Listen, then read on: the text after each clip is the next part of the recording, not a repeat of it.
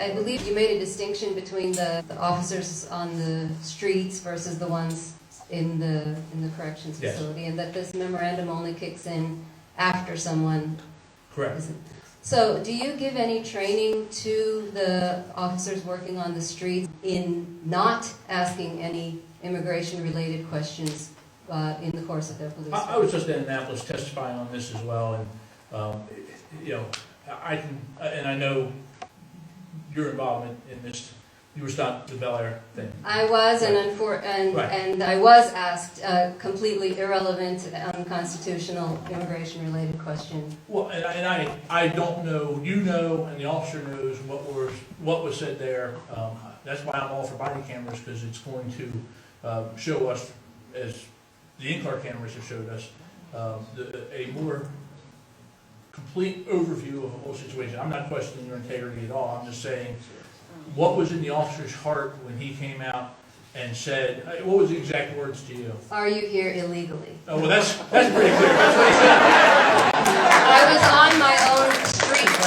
I can tell you that our deputies, and never in my 35 years have we ever been taught to ask or told not to ask about, it's just that much of a non-factor. But given that it is a factor, I wonder if they need training. I mean, since it's happening, I wonder if, and in light of the existence of this agreement and the general impression that that the immigration status is somehow relevant, do you make a proactive effort to assure officers that it is in fact not relevant and they should not be asking such questions? I think our deputies, I do not believe we need to have a policy for our deputies not to ask if people, and I don't think it needs to be in law, if you're in the country legally, because I think that that's an anomaly. Should not happen, but there are times, because there's two bills in now. One of the bills would not allow you to ask a person their place of birth.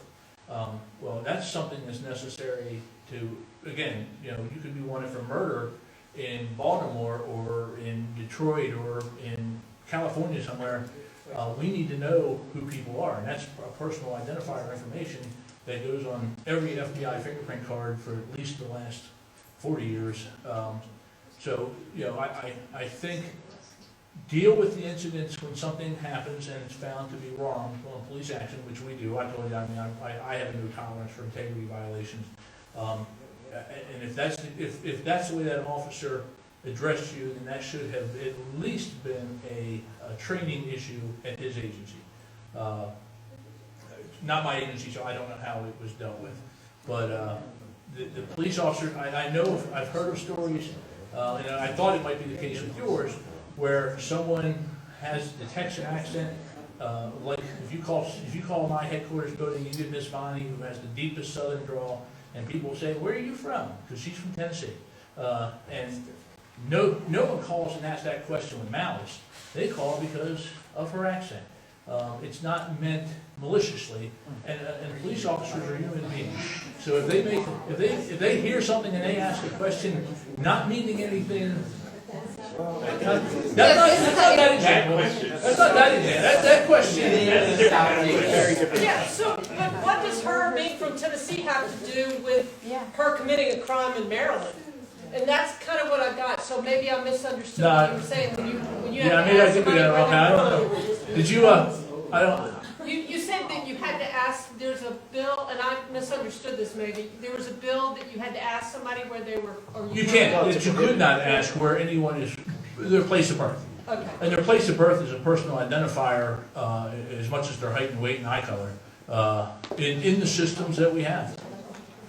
So if this had happened in your agency, if someone had asked someone who was not arrested or suspected for murder or something of that nature, you know, if somebody had asked them this kind of question related to their immigration status, what action would you take? I would probably try, we would do some kind of investigation to find out what was the intent, and then if necessary, I would think retraining for that officer because of the perception of it. But there, you know, just to, in all fairness, I wasn't involved in your case. I only know, again, what I read in the paper. You and I have had this discussion before. I'm not focusing on my case. I'm asking, in light of this policy, what kind of training do officers get to make sure that civil rights of law-abiding citizens are respected. Oh, they get a ton of training to make sure people's civil rights are not violated. That's what the whole police academy is about, to make sure that we protect people's civil rights. Whether the question is asked, now, and I'm distinguishing from the way the question was asked of you, to just asking a person for their location of their birth, or where are you from, something like that, in a not seeking to be out there for any kind of immigration purpose, but just general questioning. Where are you from? You're trying to figure out if somebody's from Baltimore. Where are you from? And all of a sudden that's taken the wrong way because the person happens to be from outside the country. That should not be a crime or a policy violation. But that's not what happened. And that's what I'm saying. I'm not speaking to her incident because that's very distinct language.